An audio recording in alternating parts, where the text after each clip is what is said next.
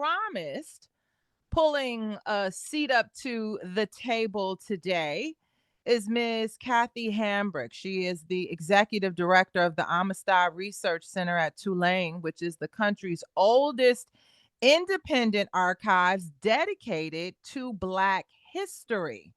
Now, Kathe possesses a passion for collecting, preserving, and interpreting history. And I know this in full transparency. She and I have talked quite a bit about her history in this space and her passion for Black folks and Black history.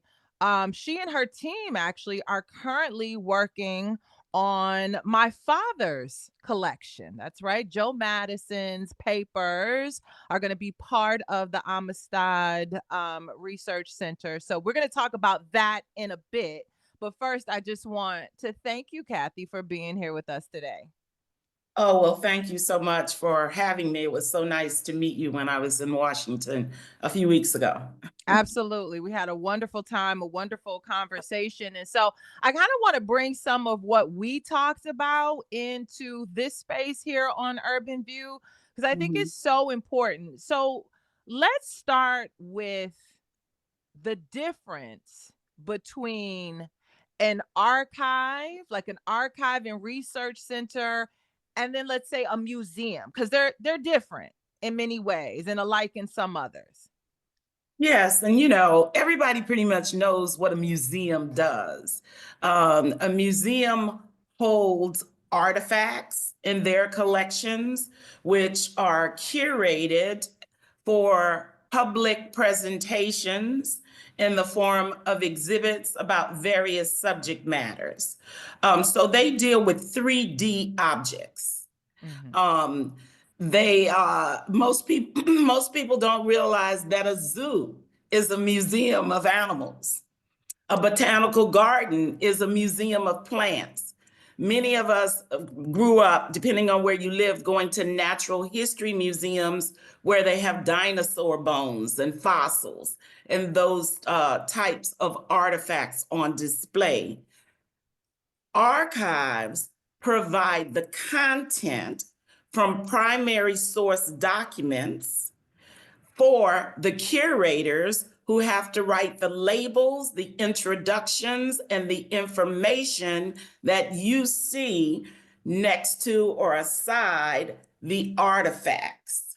And Mm. so the truth about whatever is being presented to you, whether it's historical, scientific, historical, or whatever, curators and historians must absolutely use archives to get to the truth, to write about those objects.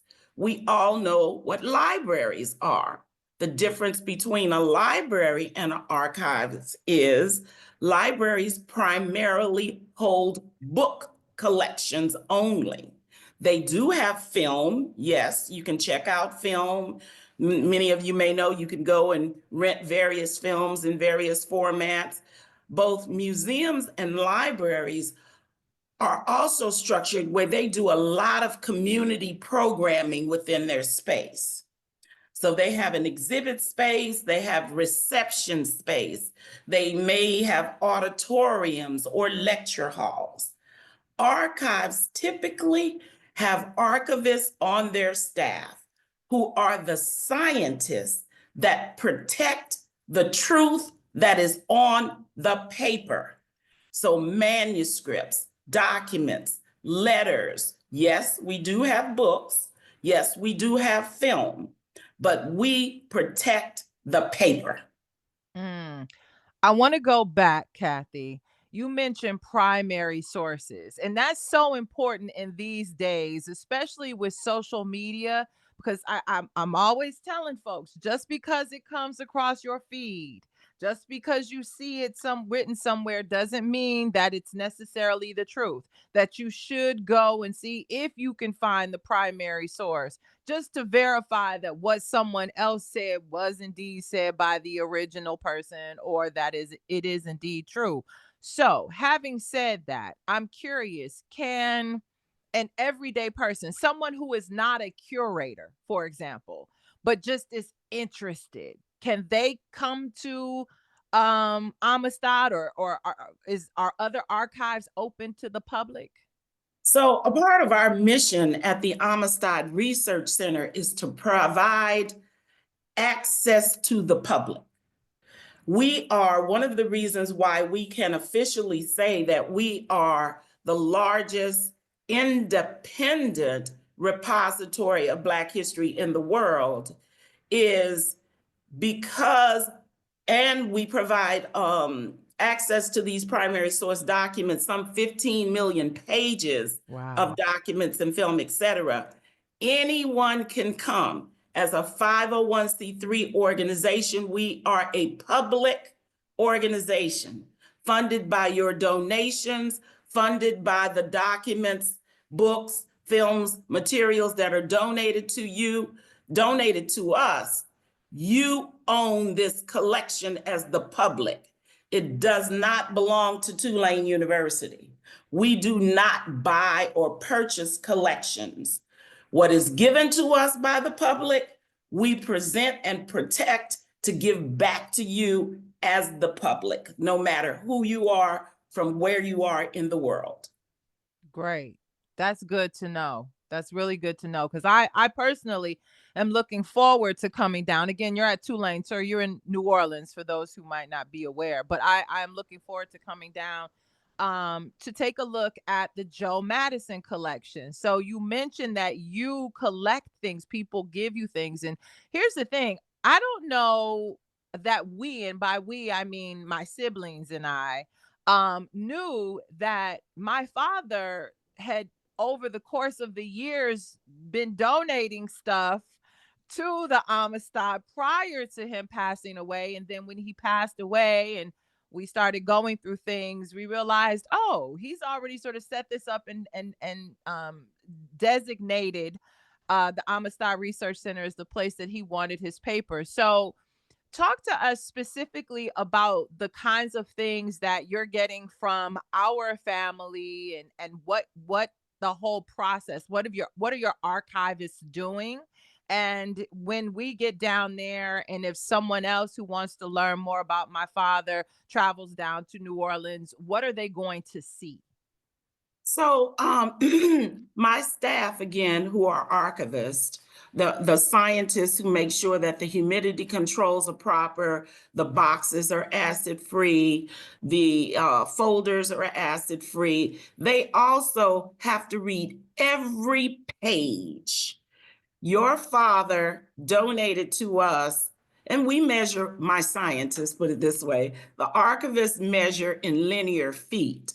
So we have 30 linear feet of materials from your father, which is the equivalent of 42 boxes of material. Wow. So what they have to do, what we do at the archives, once we determine the magnitude of what someone wants to give us, then we have to read every line, every word on every page and document what's on that page to then create what is called metadata. So that metadata, those words, are then translated, put into the inventory database, and then it has to be put into formats where it can be cross-referenced. So we call that processing. Each page then put categorically. And, let's see, all of your father's papers that might be related to his work in South Africa, fighting against apartheid, they all go together. All of any work that he might have done in regards to Haiti, any of his work related to voter registration across the country, then that is processed down to cities. The work that he did in Detroit is in one category of metadata. The work he might have done in Mississippi, Louisiana, Chicago, or somewhere else, it's all categorized. So the archivists have to read it, categorize it, put it in plain and simple terms so that anyone who wants to do a search, if it's not digitized, then they can come, we can pull the boxes out by subject matter. So then they can do what I say. Come to the Amistad to have an intimate experience with history. I love that. So if you never met Joe Madison, but you've heard about Joe Madison, and you are so intrigued by his life, we will then pull those boxes in our reading room, and you can have some personal time reading what he has written about why he was so involved in the civil rights movement. What was his challenges going around the world to stand up? Your father, the courage of your father, as I read, read about the work that he has done, all I think about is courage. And I think about you as children sitting home with your mother, and your mother probably praying and worrying about him, as with his travels. The personal experience with this history helps us understand what that sacrifice was that was made so that we could have the opportunities and the freedoms that we have today.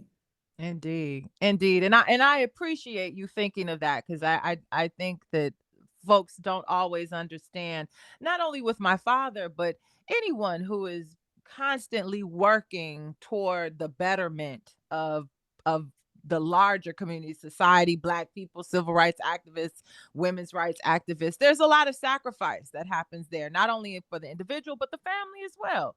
We don't Yes. think about the people that we don't see, right? But I do when I read Yeah. these letters. When I read a letter or a note that is written about your mother, or him asking about the children, and we see this in the records as we hold, oh gosh, hundreds of civil rights related documents, and we have over 17 original letters written by Fannie Lou Hamer. So to sit and see Mm, written in her pen on lined paper, her writing to a friend where she is saying that she is traveling now to Washington to speak before Congress about voters' rights. And then she says that her daughter is home about to give birth to her first grandchild. And it seems that she won't make it back to Mississippi in time for that birth. But she said that her husband tells her that there is a white car or a white truck that pulls up in front of their house every night, and the mm, white men get out with rifles. mm, mm, And they haven't done anything yet, is what she writes. And mm. she's not there, and her daughter, pregnant, her husband are there in Ruleville, Mississippi, and she's writing her friend, asking her friend for prayers.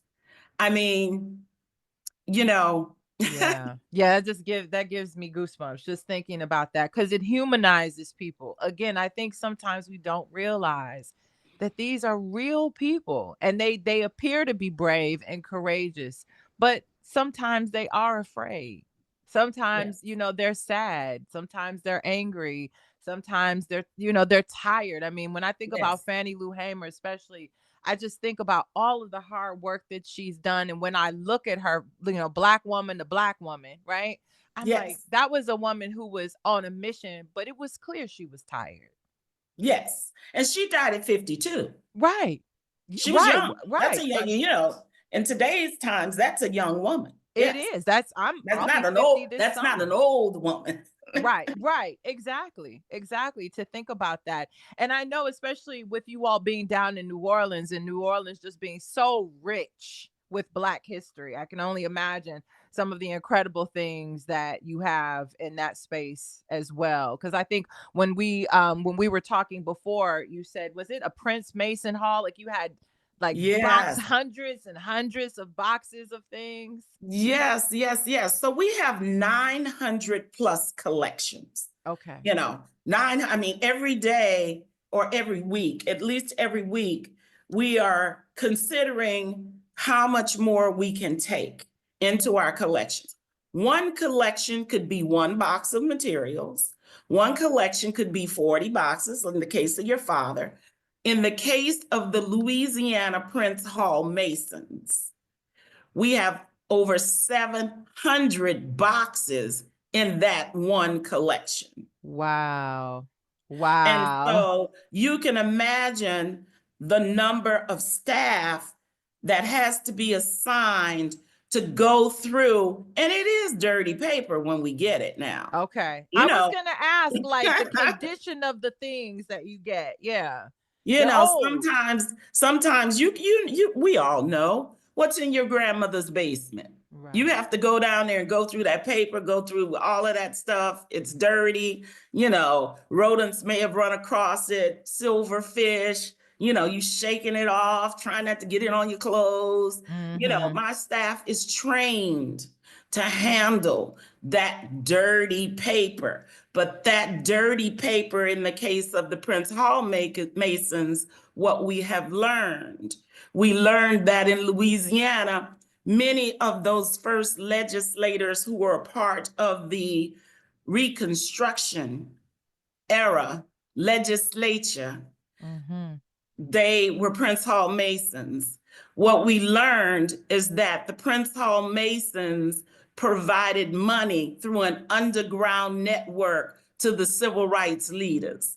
So when they needed food, or if they traveled from one town to the next, the Masons in the next town will make they were the security forces driving them and following them and providing money and places for them to stay in that Prince Hall network. They were not, of course, they weren't on the telephone, they weren't in telephones, but they were smart enough to know we can't be on the phone telling everybody what we're doing. Just like now, you can't be all over the internet telling strategies about how we plan to get through these next few years. They Wow. had an underground network of communication where they protected each other, and they gave money to make sure that those men had food, their families were taken care of, and that they had places to stay during the movement. Look at that. Look at that. Oh, I can't wait to get down there. I cannot wait to get down there. Okay. Let's talk about what it takes to do this work, because you're talking about your archivists, you're talking about your scientists, you, Kathe. This is not, you all aren't doing this. I mean, I'm sure you're loving it, but out of the kindness of your heart. This kind of work requires money. And so I have to ask, because we are where we are, and the administration is doing what the administration is doing. So, you know, are we looking at any issues with funding as a result of monies being pulled, federal grants being pulled for Yes, yes. Amistad specifically? Yes, fortunately, the grant that we had for your to process your father's papers was at its end. At its very end in June, that will be the end of that grant. What has happened is that with these federal grants, of which is about 50% of our income, 75% of our total income is grants. 50% of it, of that 75 is about, comes from the federal government. We are not getting our reimbursements. We have Oh been no. formally notified in the last 2 weeks from the Institute of Museum and Library, the Institute of Museum and Library Services, of which we've had 5 grants, $3 million over the past 12, about the past 10 years, that we're not going to get our reimbursements. The applications that we were waiting to have approved for our next set of processing, we basically, they put everybody on leave in that office. Yes, yes. That was one So of the 7 agencies that he shut down with, like, Friday night, Saturday executive orders a few weeks ago. right. So, you know, NEH, the National Endowment for the Humanities. Mhm. We have NEH. We had an NEH grant, which was a 3-year grant, have had their grants previously, had another grant that was that was about to be presented to them. They are now shut down. My staff salaries are paid portion percentages depending on which one of these projects they are assigned to. the National Historic Preservation Resource Center. There's no one in these offices to answer our calls. You know, at first they said, continue to send your paperwork. We will process your reimbursements, get your checks back to you. Then the next week that they say, you know, we've all been put on leave, and then we get no response. Then we get, I think in the last few days, that these agencies are now filing the lawsuits. Yes. How long will that take? How long Right. will that take before we get the money that we've already spent? Mm-hmm. How long will that take before we can get back on track to keep my staff employed and the doors of the Amistad open full time, which is what my goal is. After reading the diary of Mary McLeod Bethune, reading a letter about her fundraising when she started Bethune-Cookman College, reading some of those letters of Fannie Lou Hamer, looking at your father's papers, I literally woke up in the middle of the night. Mm. And I mean, I have been so frustrated, as many of us are. Every day you're getting a text, an email, social media. I mean, everything is about what is not happening in Washington or what is happening to our detriment or the efforts to erase Black history that's coming down the pike. I said, I must do something. I must be proactive. I cannot continue to just hear all of this and not put out a call for action to save Black history at the Amistad. We purchased the domain name saveblackhistory.org. Okay. My goal, and I always set my goals high, is to raise $1 million in 30 days. If he could shut down, if this many programs and agencies could be shut down, how many millions of dollars in 100 days? I want to show the world that there are enough people out there who really care about Black history. If you really care, $1 at a time, help us raise this $1 million, because that's what it takes annually to keep our doors open and our full operations. That's saveblackhistory.org. .org, yes. Okay, so what we're going to do most certainly is make sure that we post this on our social media pages, and I will also ensure that my Free Black Women's Patreon group, they have the link as well, and you and I will talk about some other ways that we can work together offline. But History.org. saveblackhistory.org. Okay, and you want to listen, $1 million in 30 days, we can do it. We can We can do it. do it. We Let's can just do put it. it out there. They And, they do it all the time. Why can't and we? guess what? This is a grassroots effort. Everybody can give $1. You Right. know, everyone can give $1. There's Mm. no excuse. If you care about this history that I've been talking about, if you want us to continue to do this work in the future, you know, there are archives out there. Schaumburg is pretty much protected. My sisters and brothers up at the Schaumburg, they're part of the New York Public Library. I'm Mhm. pretty confident New York is going to take care of the Schaumburg. Right. Right. Moreland Spingarn, which is at Howard University, and we know our HBCUs are also under attack, but I feel pretty confident that Moreland Spingarn, with that Howard University alumni and Howard University, they're going to take care of Moreland Spingarn. Mhm. But the Amistad, we are housed at Tulane, fortunately in a building that took on no water and had hardly a cracked window during Hurricane Katrina. Look at that. We're housed at Tulane, but we are not a part of Tulane. They give us some funding, and we are there in this building where they provide the maintenance. They provide us with security. We are looking to upgrade our IT services, because you can imagine in this day and age, we are concerned about cybersecurity. Oh, I didn't think about that. Yeah, because are you all digitizing things? Oh, yes, we are. Okay. Okay. That's a part of what some of the grants are. You know, we get Okay. grants for processing, then we get grants for digitization projects. So one collection at a time, depending on where the funding is, we gradually do digitization. I will tell you with the magnitude, what my staff tells me, with the magnitude of the collections that we have, I asked my staff, how long would it take us to digitize our entire collection? And they said, probably all of our lifetimes with us working every day doing Oh, it. wow. Okay. That's an So, undertaking. so that's an undertaking. But then think about this also.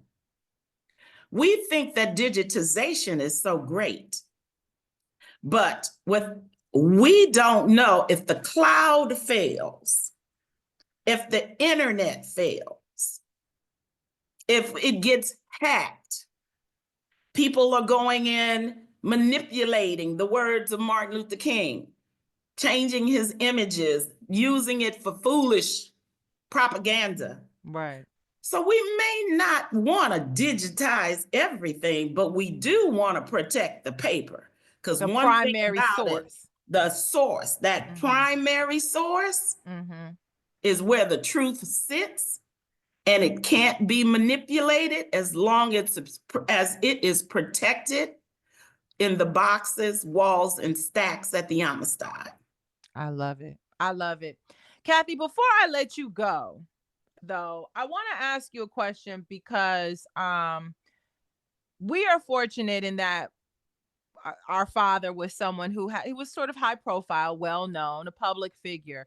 But I often think about those people whose parents maybe weren't as high profile, but they are still wanting very much to preserve the legacy of their own family. So maybe they can't get the papers in the Amistad, but they want to make sure that their descendants have something from great grandma, great great grandma, because I always say just because we don't know the stories don't mean that there aren't some incredible and important stories out there. Yes. So just if just you're talking to someone right now who's like, where do I start? Do I interview them? Do I have them write things down? Do I go in the basement? What am I looking for? Like, where do we start with our personal familial archives?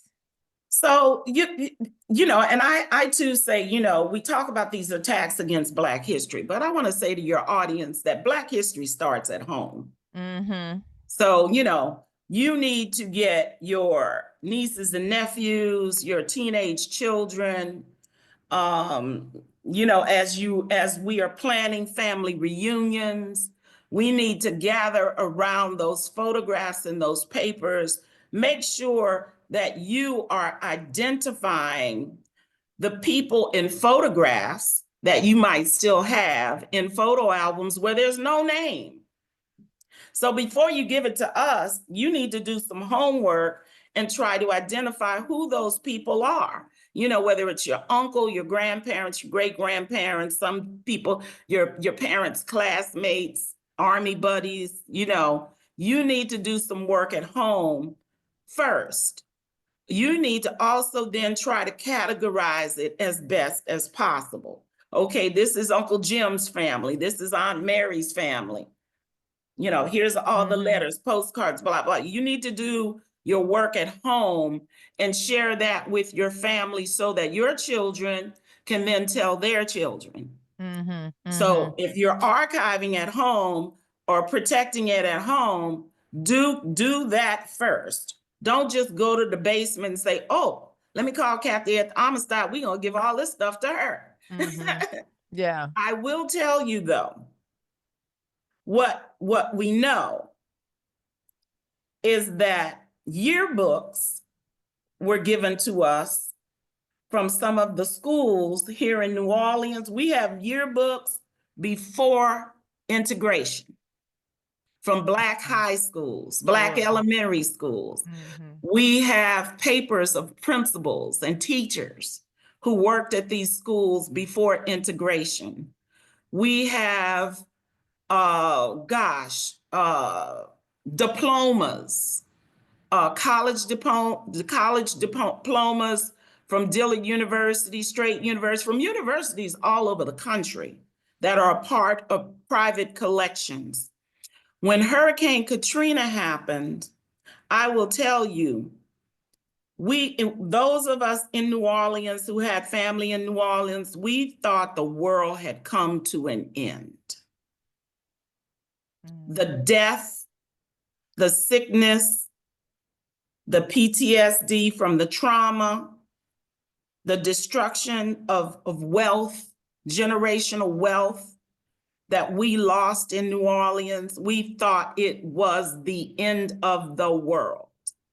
Here we are 20 years later since Hurricane Katrina, and over the past 20 years, people come to us and they say, do you have the yearbook from 1956 from,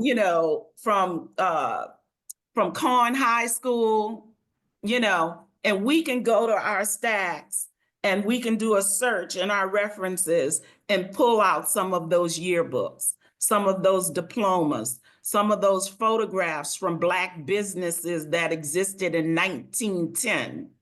New Orleans business community before the Civil War, when there was slavery in other places, the number of Black businesses of free people of color in this city is amazing. Wow. The number of Black businesses, for instance, and there were businesses that were popular where they made girdles.